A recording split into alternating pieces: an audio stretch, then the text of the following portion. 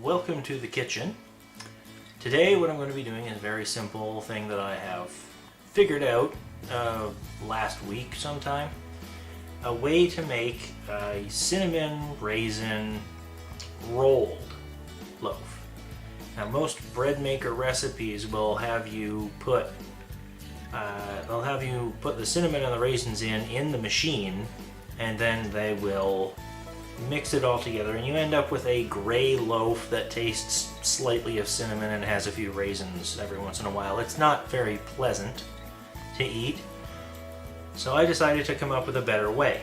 Now what you're going to want to do is make a eggy loaf of bread, or well, an eggy lump of dough that will become bread. So get an eggy recipe or come up with one yourself. It's not that hard to do as long as you understand the the workings of standard white flour. The dough I have is almost ready right now, so just before that is done raising, I'm going to be making the cinnamon sugar mix that's going to go inside it. The last time I did this, I used raisins in here.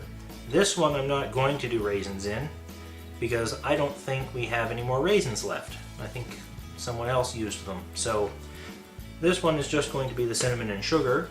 If you like just cinnamon, sugar, no raisins, then this will be perfect. If you want raisins in yours, you can just add a handful of raisins. Make sure they're spread out evenly with the cinnamon sugar, which you're going to see later. But for now, what I'm going to do is I'm just going to mix these together.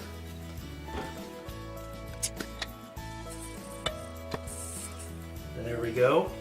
You want about a 3/4 of a cup of sugar in this for a standard sized loaf pan plus the little one, because this pan isn't quite long enough for the whole lump of dough. If I had one that was like 2 inches longer, I'd put it all in one. But this cute little one does make a little mini loaf that works the same way as the big one. Now how much cinnamon you put in depends on how cinnamony you want the end product to be. I like mine fairly cinnamony, so I'm going to put in about a 1/4 cup.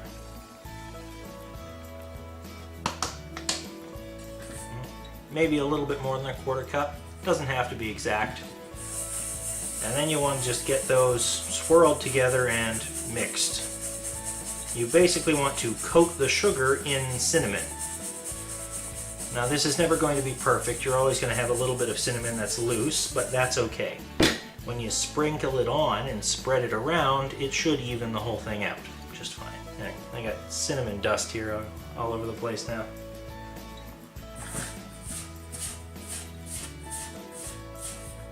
So that's about the look you're going for. Brown sand, and your sugars should come out with, your fingers should come out with a slight brown color to them. So that's made and ready to go. I've still got 3 minutes on the dough, so I'm going to cut to when that's ready. Alright, so the dough is ready to go, right over here. What you want to do is you want to get a handful of flour and spread it on there to put the dough on to work with.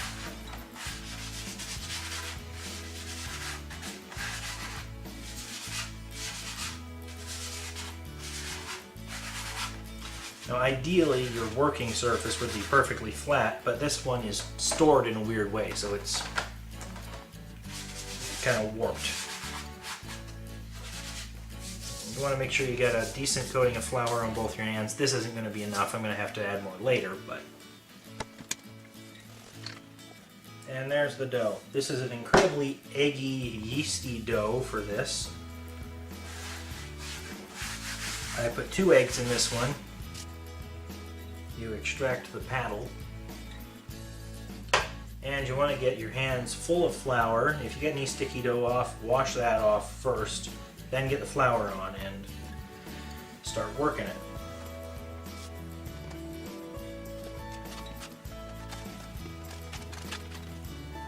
Now you're going to want to stretch this out by hand as much as possible before you employ the roller. just so you can make sure there aren't any serious inconsistencies.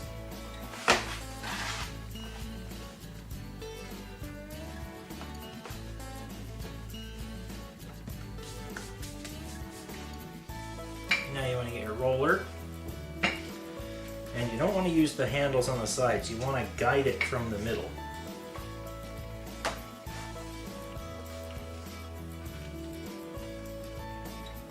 Now people might ask, and I'm sure in culinary school I did ask why they put the handles on at all in that case.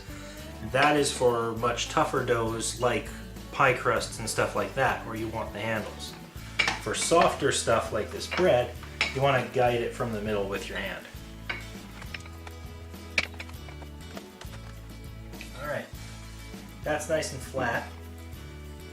Now what you're going to want to do is, for me, the way I've got this pan, I have to cut off about that much of it to go in the smaller pan, and then the rest of this goes in the big one. Now that I have that taken care of, I can start prepping that for the cinnamon sugar. Now, what you have to do to get that to stick and stick to itself when you roll it is you want to get this slightly wet before you put the cinnamon sugar on. So you get your hands wet and you just rub that in. You could also do this with an egg wash, but I prefer to do it this way simply because this already has 2 eggs in it. It doesn't need any more eggy taste to it, so plain water will do. If you want to go for an extra eggy taste, then use the egg wash. It'll work just fine.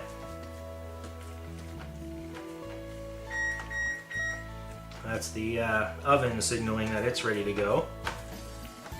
Same as any loaf of bread, 350, preheat. Alright, so that's good. Now you take the cinnamon sugar and you sprinkle it on. You want to do this very gradually. And you have plenty left. That's going to be important for later. And then you just brush it to the corners to make sure that you've got a fairly even, nice coat of this on all of the important surfaces. Or, well, all over the one important surface for now. Now, you want to roll this up from the cut side to this side, and you want this side to have a little bit more moisture on it than this side. So you start from here and you just roll. If there's excess flour, slough it off as you're rolling. And bunch the ends together a little to make sure it'll fit in whatever pan you're using.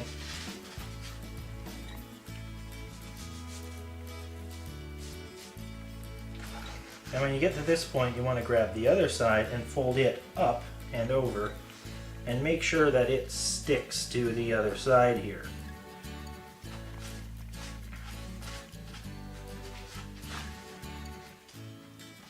Pinch it together a little just to make sure. And you put it in the pan. With a recipe like the one I'm using, you don't need to oil the pan. If you're going for something with less egg or less butter in it, you may want to. Or if you're on a difficult pan, like one of those metal ones, you may want to. And you want to place this down with this seam right there on the bottom. And you want to get this scrunched up so it's nice and even sitting in there just like that. Alright, now that would be it, except there's another stage here.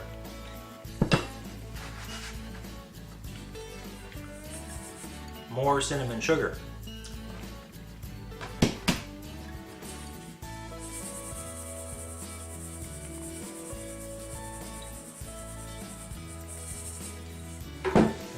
Rub that right in up the top there and in the sides. As this loaf expands, pores will start to open up in it and they'll actually take in that cinnamon sugar and it'll put a nice crust on the outside of this. So there we go. I'm going to set that aside, and I'm going to make the little one. You know what? I guess I will show making the little one. I was going to cut it out, but you know what? It's adorable, so I'm going to show it anyways.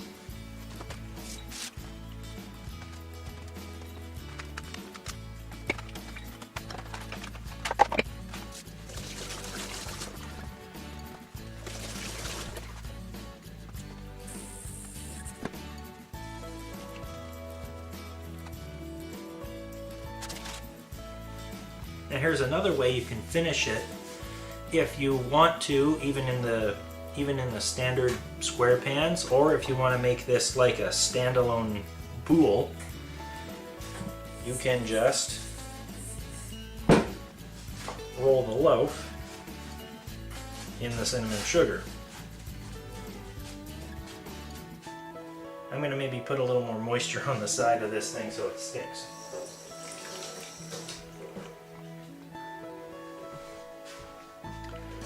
And that, of course, again, you can do with an egg wash if you want.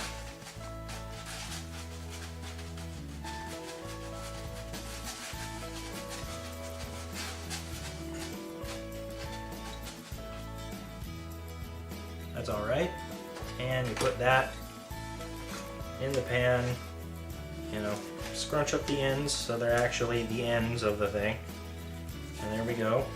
And I'm gonna scoop this all up and put it up on the top like that. So there we go. It gets a little messy if you do this, but it's an interesting effect. I'm going to cut to when they're fully baked and ready to go. And here's the final product.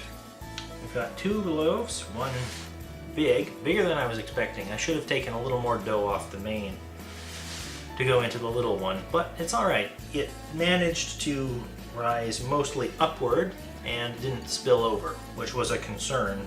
It's always a concern in this pan. But anyways, it managed not to, got nice and tall, and you'll notice it split on one side. That's normal. That usually happens with rolled loaves like this. Not a big deal. It will still hold together just fine. It may start peeling when you toast it. Just be careful with that. But anyways, that's what it looks like fresh out of the oven. The next cut will be me cutting a couple of slices off to show you what goes on inside when you do this. And here we are, ready to slice.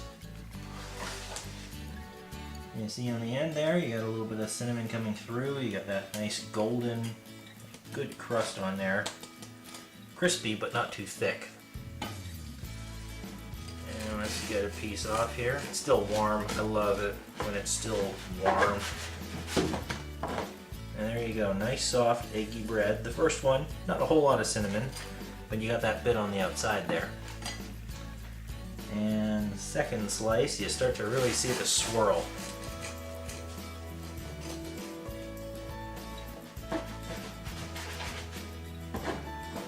That is so fluffy, it's falling apart on me. Oh, look at that.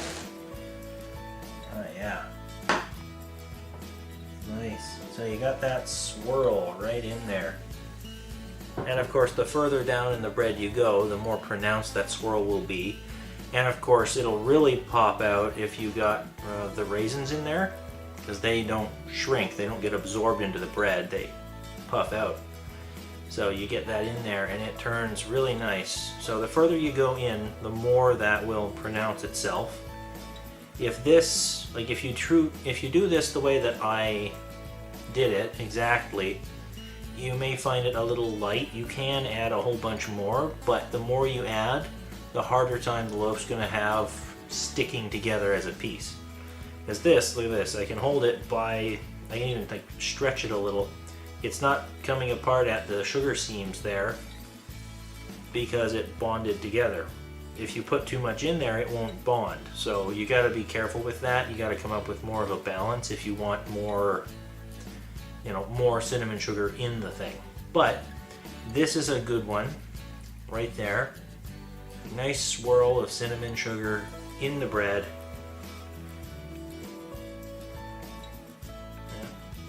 Better than the store-bought swirl ones, I'll tell you that. Especially since you can get it you know, the minute it's ready to eat, you can eat it. So that's what I'm going to do with these 2 slices. And I'm going to put this one in a great big Ziploc bag, or if you have those, they call them green bags for vegetables, they're also pretty good for bread. I used to have some of those, I'm not sure where they went, but a big Ziploc bag will also work just fine. So that's what I'm going to do. Alright, that's the video, that's the tutorial. If you have any questions, write them in the comments. And hope you enjoy. Stay tuned for more. I think my next baking video is going to be a pizza, and I'm going to do it with a beer crust. I have a specific beer I like to do. If I can get that beer, that's what I'm going to do next. So, stay tuned for that, and have a nice day.